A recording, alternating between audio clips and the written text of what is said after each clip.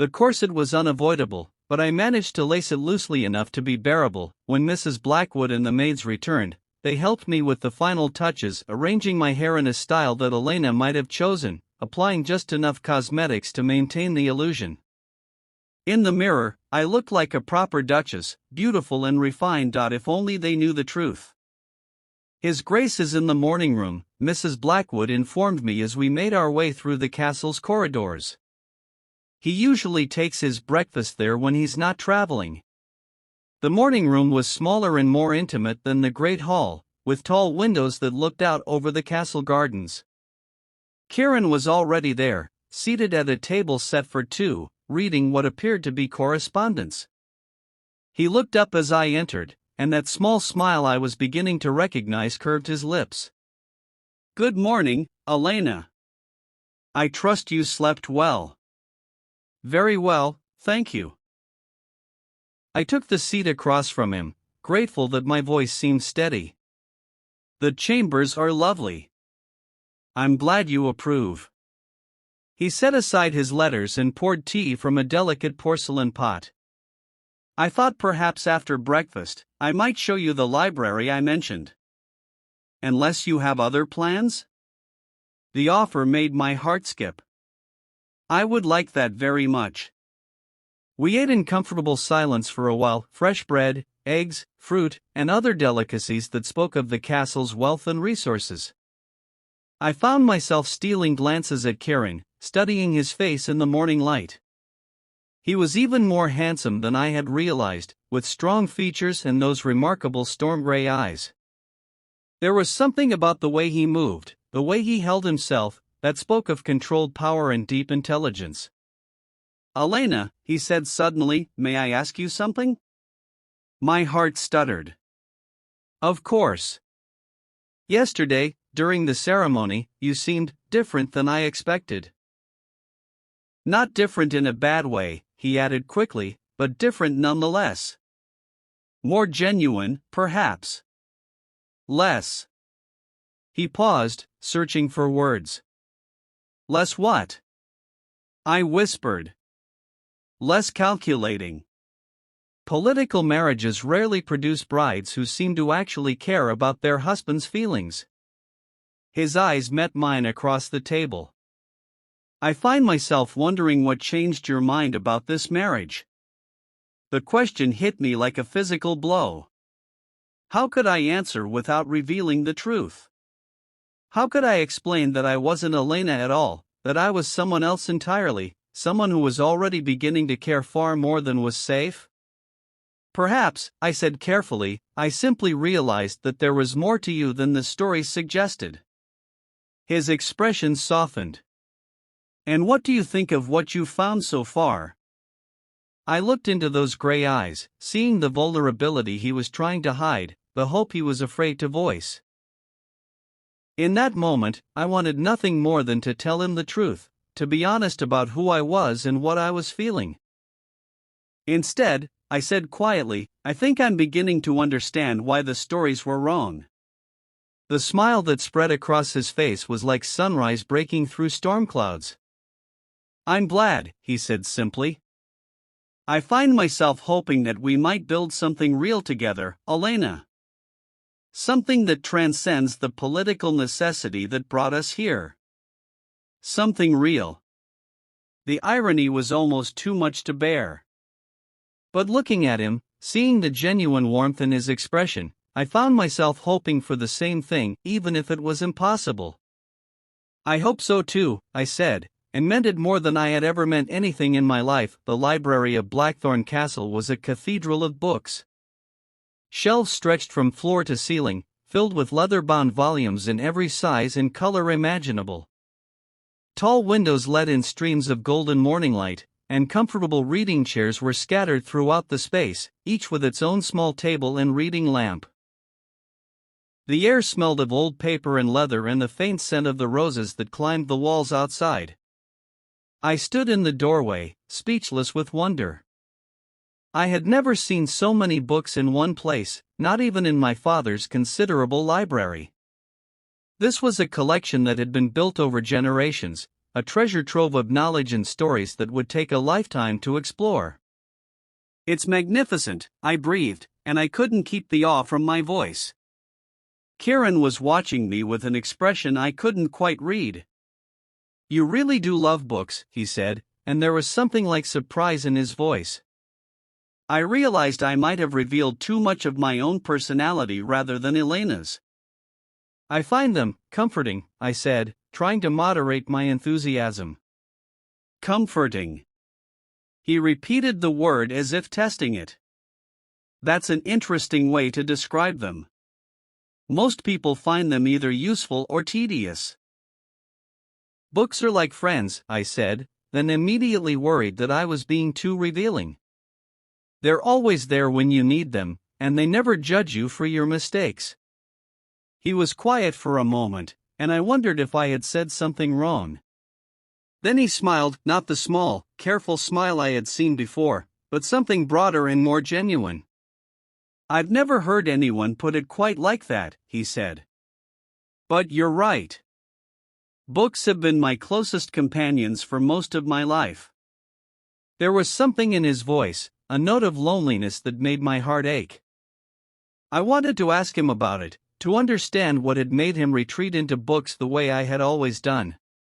But I didn't dare reveal that much interest in his personal life. Instead, I walked deeper into the library, letting my fingers trail along the spines of ancient volumes. What kinds of books do you collect? Everything, he said, following me. History, philosophy, poetry, natural sciences. My grandfather was particularly interested in military strategy, and my father collected works on agriculture and engineering. I've added my own interests over the years. Which are poetry, mainly, and stories. He paused beside a shelf filled with volumes bound in rich blue leather. I know it's not very ducal of me, but I find comfort in tales of adventure and romance. They remind me that the world is larger than politics and duty. I turned to stare at him, surprised by the admission.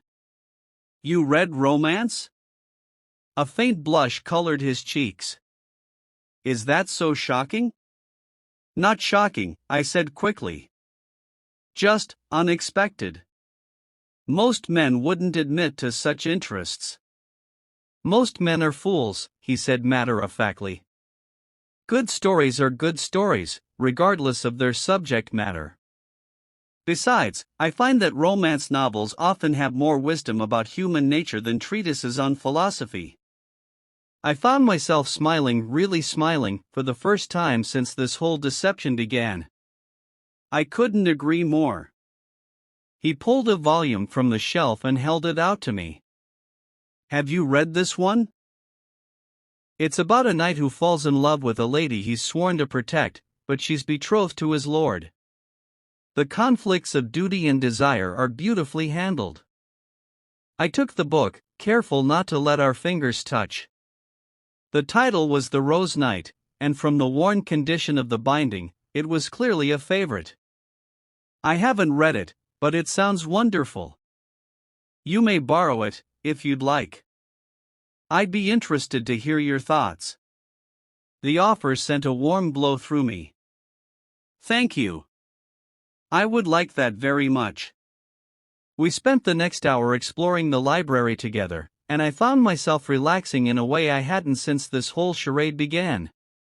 Kieran was knowledgeable and passionate about his books, and talking with him felt natural and easy.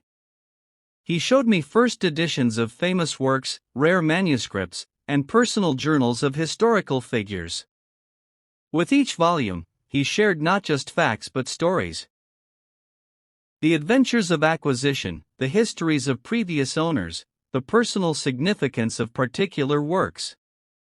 This one belonged to my grandmother, he said, pulling out a volume of poetry bound in faded green silk. She used to read to me from it when I was a child. I think it's what first made me love the written word. I opened the book carefully, noting the elegant script of handwritten notes in the margins. She annotated it extensively. She had opinions about everything. His voice was warm with memory. She used to say that a book without marginalia was like a conversation with only one participant. I smiled, charmed by the image. She sounds like a remarkable woman. She was. You would have liked her, I think. She had no patience for social conventions and always spoke her mind. He paused, studying my face. In some ways, you remind me of her. The observation sent a flutter of panic through me. How so? Your directness. Your genuine interest in things most ladies would find tedious. The way you look at books like they're treasures rather than mere objects. He was quiet for a moment, then added softly, I confess, Elena, you are not what I expected when I agreed to this marriage. My heart hammered against my ribs. What did you expect? Someone more calculated. More concerned with appearance than substance. Political marriages rarely produce brides who seem genuinely interested in their husband's thoughts and feelings. He set the poetry book back on its shelf with careful precision. I find myself wondering if perhaps this arrangement might become something more than mere political convenience. I wanted to tell him yes, that I was already beginning to care for him in ways that terrified me. Instead, I said carefully, I think that would depend on whether we continue to find common ground. Common ground. He repeated the phrase thoughtfully. Yes, I suppose that's the foundation of any successful marriage. Common interests, shared values, mutual respect. And trust, I added, then immediately regretted it. Trust was the one thing I couldn't give him, the one thing that would make this deception sustainable. Trust, he agreed. Perhaps the most important element of all. We were interrupted by a discreet cough from the doorway. Sir Marcus stood there, looking apologetic but determined. Your Grace, forgive the intrusion, but you have a visitor. Kieran frowned. I'm not expecting anyone. Duke Alaric Rosehaven, Your Grace. He says it's a matter of some urgency. My blood turned to ice. My father was here. Why would he come to Blackthorn Castle so soon after the wedding? Had Elena been found? Had someone discovered the deception? Of course, Kieran said, his tone carefully neutral. Show him to my study. I'll be there momentarily. Sir Marcus bowed and departed, leaving us alone in the suddenly tense atmosphere of the library. I wonder what brings your father here so soon, Kieran mused. I hope there's no trouble at home. I don't know, I managed, though my mind was racing with possibilities, none of them good. Perhaps you should come with me, he said. He might wish to speak with you as well. The thought of facing my father while maintaining this charade was terrifying, but I couldn't refuse without arousing suspicion. Of course. We made our way through the castle corridors, and I tried to prepare myself for whatever was about to happen. My father was a skilled politician and a perceptive man. If anyone could see through my disguise, it would be him. The study was a masculine room, all dark wood and leather, with weapons and hunting trophies mounted on the walls. My father stood with his back to us, looking out the window at the castle grounds. He was still wearing his traveling clothes, and his posture spoke of exhaustion and strain.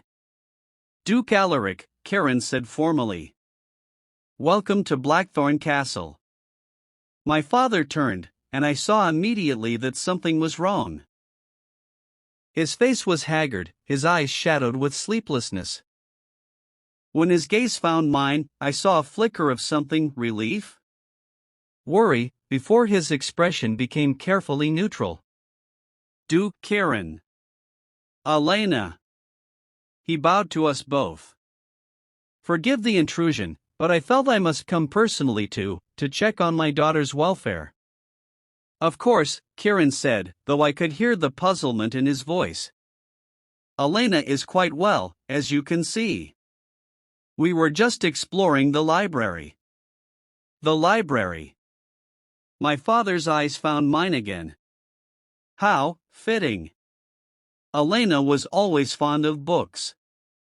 It was a lie, of course. Elena had rarely opened a book if she could avoid it. But my father was covering for me, trying to explain any changes in Elena's behavior that Kieran might have noticed. She has exquisite taste, Kieran said warmly. We've discovered we have many interests in common. I'm sure you have. My father's tone was carefully neutral, but I could see the tension in his shoulders. Duke Kieran, might I have a word with my daughter? Privately? Kieran glanced between us, clearly sensing the undercurrents he couldn't understand. Of course. I'll leave you to your conversation. He bowed and departed, closing the door behind him. The moment we were alone, my father strode across the room and pulled me into his arms. Thank God, he whispered against my hair. I was so worried.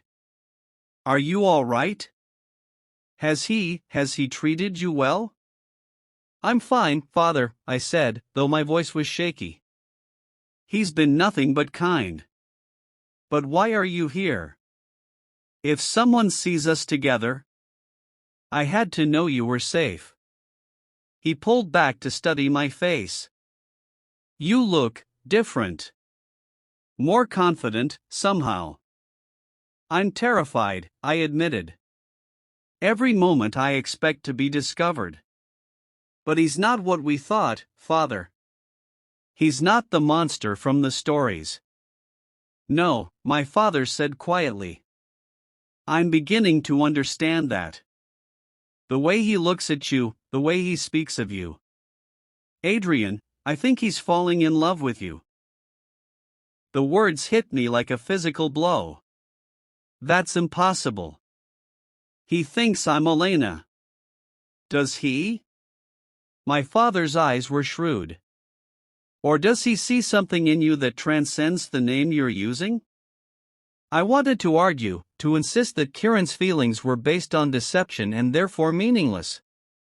But I remembered the way he had looked at me in the library, the genuine warmth in his voice when he spoke of building something real together.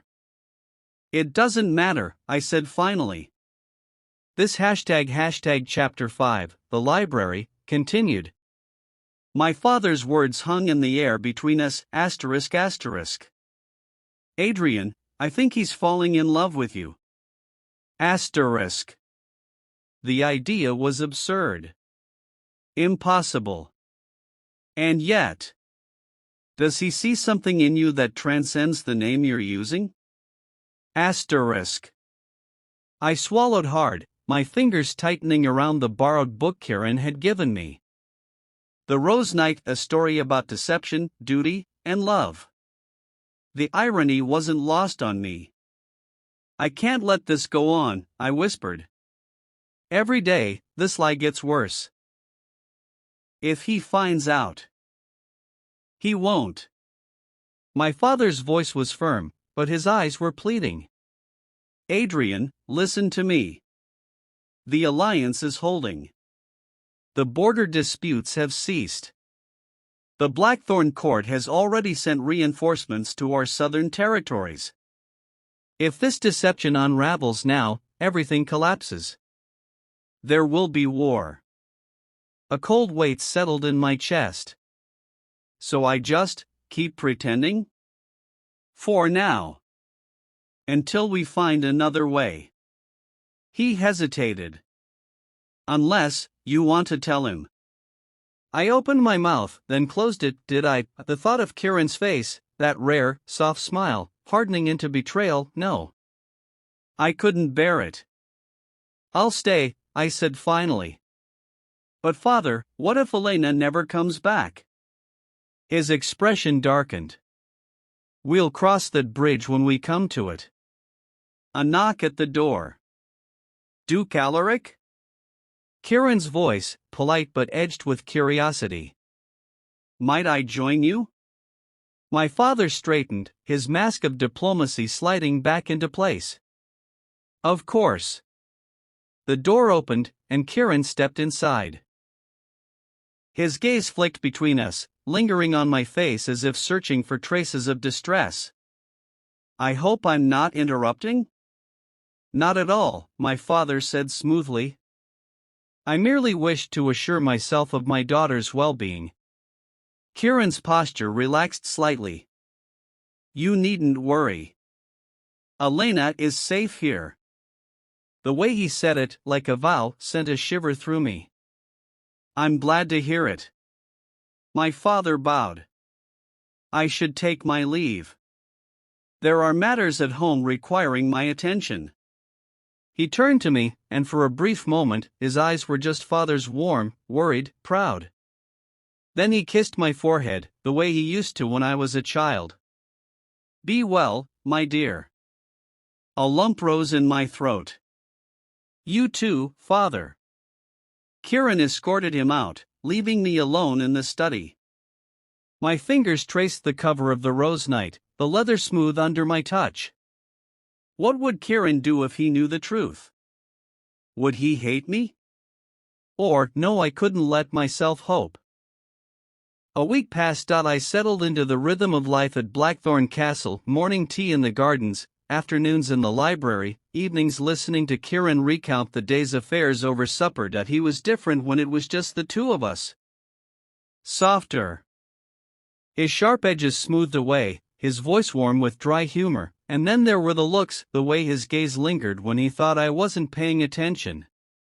The brush of his fingers against mine when he handed me a book. The way he said Elena, like my name was something precious. It was intoxicating, and it was killing me. Tonight, the castle hosted a banquet in honor of the new alliance. Nobles from both kingdoms filled the grand hall, their jewels glittering under the chandeliers. I stood at Kieran's side, playing the perfect duchess, smiling, gracious, feminine. The corset dug into my ribs, the layers of silk suffocating. You're tense, Kieran murmured, leaning close. His breath brushed my ear, sending a traitorous thrill down my spine. It's a lot. His hand found mine beneath the table, squeezing gently. Stay by me. You'll be fine. I wanted to melt into that touch. To confess everything instead, I nodded. The music began. A waltz. Kieran stood, offering his hand. Dance with me. Panic flared. I'm not very good. I lied. I love dancing, but dancing with Kieran, pressed close, his hands guiding me. I'll lead, he said, smiling. Just follow.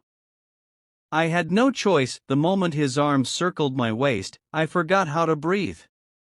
He was warm, his grip firm but gentle, his body moving with effortless grace. We spun across the floor, the world blurring around us.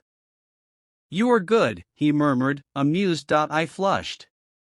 You're an excellent lead. His thumb stroked the small of my back, just above the corset's edge. You're light on your feet. Like you were made for this. If only he knew. The music swelled, and he pulled me closer. Our chests nearly touched.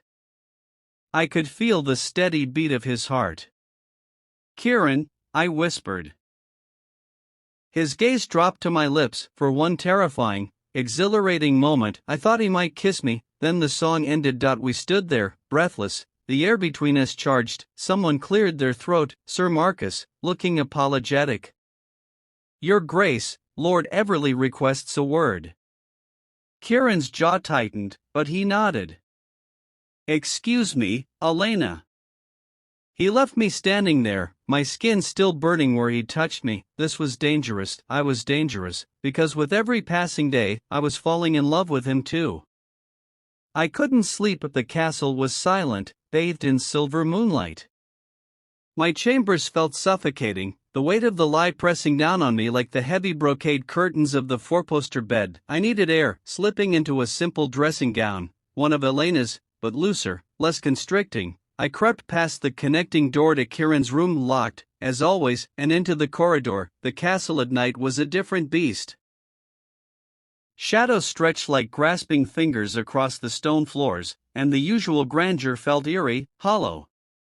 I wandered without direction, my bare feet silent against the cold stone. Then I saw it.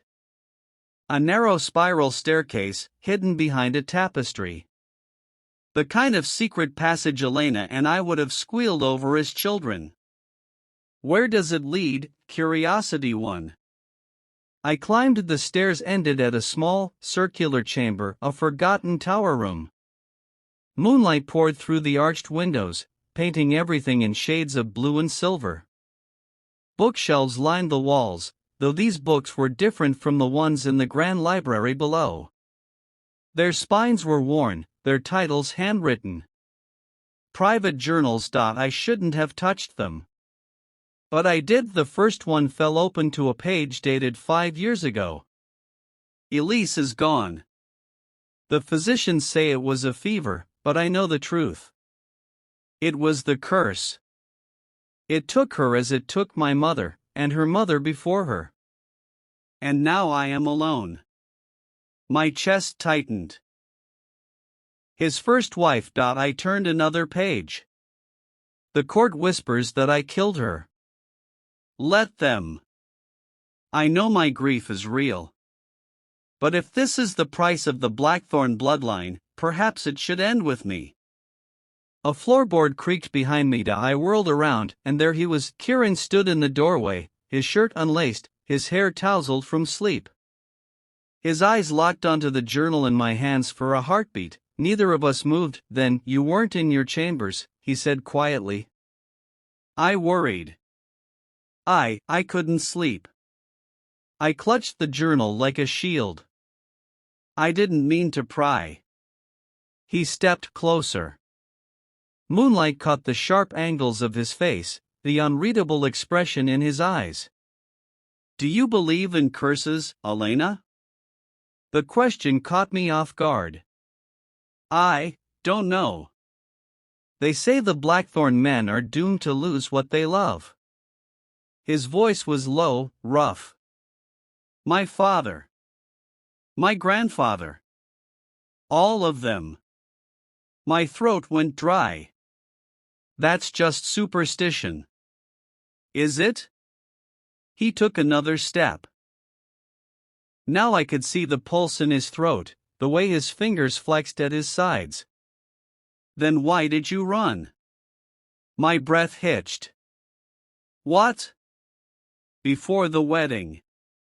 Your illness. His gaze burned into me. You didn't want this marriage. I know that. But you came anyway. Why? Because my sister fled. Because I had no choice. Because I was a coward, but the words wouldn't come. Instead, I whispered, what if I told you I don't regret it? His eyes darkened, then he closed the distance between us in 2 strides, his hand cupping my cheek. His thumb brushed my lower lip, sending a jolt through my entire body. Elena, he murmured, like a prayer. I should have pulled away. I should have, but when his lips met mine, all I could think was yes. The kiss was soft at first, testing, hesitant. Then his fingers tangled in my hair, tilting my head back, and the world narrowed to the heat of his mouth, the press of his body against mine. I kissed him back like a drowning man gasping for air. And for the first time since this lie began, I forgot to be afraid. I jolted awake in my own bed, sunlight stinging my eyes. My lips still burned from Kieran's kiss, from the way he'd whispered Elena before pulling away. The connecting door remained locked. A knock shattered the silence. Your Grace? Mrs. Blackwood called. His Grace requests you in the solar. My stomach dropped. Kieran stood framed by morning light when I entered. Elena. Just my name, yet it sent shivers through me. About last night, I shouldn't have kissed you, he said, voice rough. Not when this began as duty. The words cut deep. Because he was right, none of this was real. Then why did you? His fingers brushed my jaw. Because you see me. A crash interrupted us. A servant burst in, red-faced. Your Grace. An urgent message from Duke Alaric. The letter shook in my hands. Adrian, Elena returns. You have 3 days. Kieran's gaze sharpened as I tucked it away. You're trembling. Just tired, I lied. His grip on my wrist tightened briefly before releasing me. But his suspicious stare followed me out that afternoon in the baths. Steam curled around my bare shoulders when the door opened. Kieran froze in the doorway, his eyes dropping to my bound chest. Understanding dawned. The world stopped. The humid air of the bathhouse clung to my skin as steam curled in lazy tendrils between us. Kieran stood frozen in the doorway, his broad shoulders blocking the faint torchlight from the corridor beyond. His storm gray eyes, usually so controlled, so unreadable, widened as they tracked downward, taking in the bandages wrapped tightly across my chest, the masculine lines of my body no longer hidden beneath layers of silk and corsetry. I couldn't move. Couldn't breathe. This is it, the moment I had dreaded since the wedding. The moment the lie unraveled, his lips parted slightly, the candlelight catching the faint scar along his jaw. Panic surged through me. I lunged for the robe draped over the bathing stool, my wet fingers slipping on the fabric before I finally yanked it against my body. The tiles were slick under my bare feet as I scrambled backward until my spine hit the cold stone wall. The sharp edge of a decorative sconce dug into my shoulder, but I barely registered the pain. Kieran, I can explain. My voice was raw, barely above a whisper. His expression darkened. Not with anger. Not yet. But with something far worse. Understanding you're not her. His voice was low, measured, as if he were working through a puzzle. You're not Elena. The words settled between us like a death sentence. I squeezed my eyes shut, my fingers tightening around the robe. Run. Fight. Beg. But my body refused to obey. All I could do was exhale a single, broken admission, no. A beat of silence. Then, footsteps. I flinched as Kieran moved, expecting violence, expecting fury. Instead, he turned and locked the bathhouse door, the heavy iron bolt sliding into place with a final, ominous thud. When he faced me again, his expression was unreadable. The flickering candlelight carved shadows beneath his cheekbones, deepening the intensity of his gaze. Who are you? The truth spilled out of me like blood from a wound. Adrian. Elena's twin brother. His eyes swept over me again, my bare shoulders, the damp hair clinging to my neck, the way my knuckles whitened around the robe. A muscle jumped in his jaw. How long? Since the wedding. My voice cracked. She ran. I took her place to save the alliance. Kieran exhaled sharply through his nose, running a hand through his hair. The motion tugged his loose shirt slightly open, revealing the faint, sun-browned skin at the base of his throat. For one terrible moment, I thought he might laugh. Or draw his sword instead. He sat heavily on the wooden bench beside the bath, his elbows resting on his knees. Gods! I waited for the fury. The betrayal. The disgust. It never came. When he finally looked at me again, his eyes were alight. You read poetry with me, he said slowly, as if piecing together a riddle. You argued about military history. You danced with me. A pause. His voice dropped. That was all you.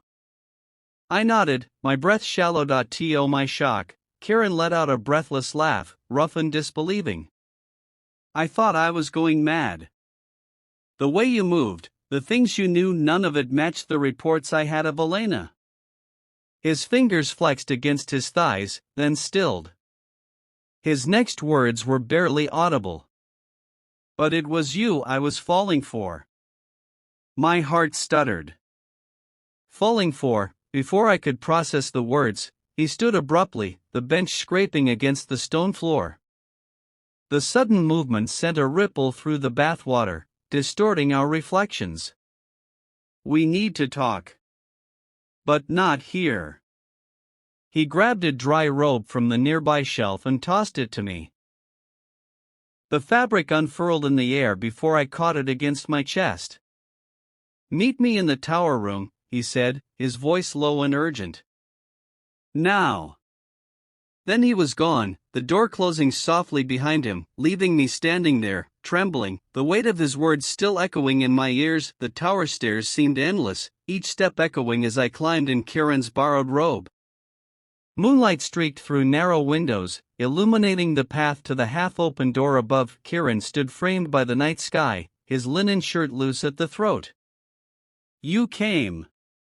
We faced each other in the flickering candlelight, the usual comfort of this room now charged with tension. "When I kissed you," he began. "It wasn't real," I blurted. "You thought I was her." He closed the distance between us. "I kissed the scholar who debates border treaties. The one whose eyes light up at rare books." His hand hovered near my face. "That was never Elena." The clock tower chimed 3 times. "Your sister returns in 3 days," he said, watching me flinch. "I didn't need to read your letter to know." My throat tightened. "When she comes back, I disappear. The alliance continues." "No one ever knows." Kieran cradled my face, his thumbs brushing beneath my eyes. "Do you want this?" The truth burned in my chest, the morning's debating books, his rare smiles, the way he said my name when I kissed him. There was no pretense left. His hands tangled in my hair as the candle guttered. "They'll never accept us," I whispered against his lips. Kieran's dangerous smile sent shivers down my spine. "Let them try." Morning light sliced through the tower windows as Kieran paced, his boots striking the stone floor in sharp rhythm. The scent of sealing wax hung heavy as he paused by his desk, fingers drumming an unfinished letter. "You want to what?" My voice cracked. Kieran turned, sunlight gilding his sharp features. "Annul Elena's marriage. Wed you properly." I gripped the windowsill. "The scandal is nothing compared to the alternative." He crossed the room, capturing my hands. His touch burned against my racing pulse. "We control the truth if we act now." "They'll call me a fraud," I whispered, his thumb traced my wrist. "Let them. I'm still the Duke who crushed the Southern Rebellion. You're the Rosehaven heir who outplayed 2 courts." A dangerous smile. "This is just another campaign." The door burst open. Sir Marcus froze, eyes darting between us. "Your Grace, Lady Elena's party approaches the gate." Kieran's hand steadied me. "Numbers?" 20 guards." Marcus glanced at me. Where's your face, my lord?" Kneeling on the cold courtyard stones, I watched Elena's carriage arrive. My breath caught. Her cropped hair and travel-worn clothes bore no resemblance to the noblewoman I'd impersonated. "Adrian." She embraced me fiercely, smelling of pine and dust. Kieran's grip tightened as she executed a perfect curtsy.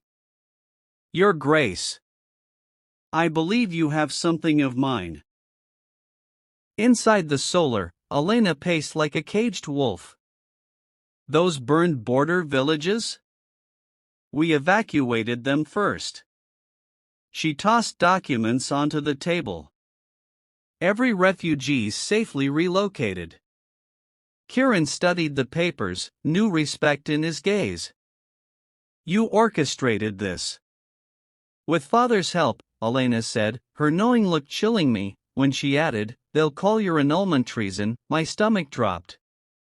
She knew everything, including why I'd really taken her place. Not just duty. The hall fell silent as Kirin drew his sword, laying it bare before the assembled nobles. I renounce the contract with Lady Elena, he declared, and claim Adrian Rosehaven as my consort by choice. Uproar erupted, cries of treason, and against nature. Until Elena's documents hit the floor, revealing the truth, while lords schemed, their heirs had made peace. Then, one slow clap, Duke Alaric stepped forward, retrieving the papers with a wry glance at me. My son does have a habit of overturning tables.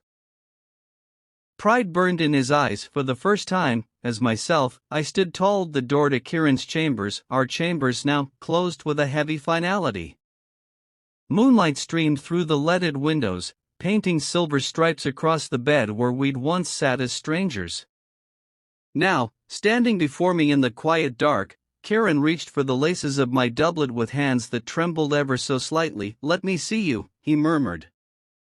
Really see you. The fabric parted under his fingers. My breath hitched as cool air kissed my bare skin. No bindings, no disguises, just me as I'd always been. His gaze traced the planes of my chest, the lean muscles of my arms, the scars from childhood swordplay lessons I'd never been meant to take. When his fingers followed the same path, warm and calloused, I shivered. You're beautiful, he breathed, as if discovering some fundamental truth of the universe. I caught his wrist. Don't lie to spare my pride. His laugh was low, rough with want. Do I strike you as a man who lies about what he desires? He pressed my palm against the front of his trousers, where hard heat waited. This doesn't lie either.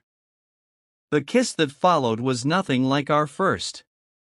No hesitation, no pretense, just hunger and heat and the slick slide of tongues. My back hit the bedpost as Kirin crowded me against it, his thigh slotting between mine in a way that made stars burst behind my eyelids. Wait. I pushed at his shoulders. You should know, I've never. His eyes darkened. Neither have I. Not like this. A confession that shocked me, the infamous Duke, untouched? He pressed a kiss to my pulse. We'll learn together. And we did, the slide of skin on skin. The gasp when his clever fingers found places that made me arch off the bed. The way he whispered my name like a prayer when I took him in hand, then in mouth, then look at me, he demanded as he pressed inside, our bodies joining with exquisite slowness. Tears burned my eyes at the stretch, the fullness, the rightness of it.